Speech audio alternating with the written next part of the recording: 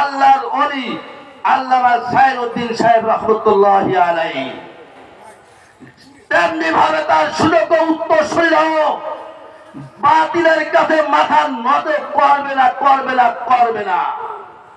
প্রিয় উপস্থিতি বাবাই কিরাম, আমাদের উচিত হবে যারা নাকি দালাল কুচক্রী রয়েছে আল্লামা সাইরুদ্দিন সাহেব রাহমাতুল্লাহি আলাইহি রেখে যাওয়া সম্পদ আমরা যেন ভুলে না যাই। তারা যখনই কোনো ডাক দেবে, যখন কোনো প্রয়োজন মনে করবে, আমরা ফরিদপুরবাসী, আমরা গোপালগঞ্জের থেকে আপনাদের লক্ষণে এসেছি কার কারণে তাকে আপনাদের জানা আছে।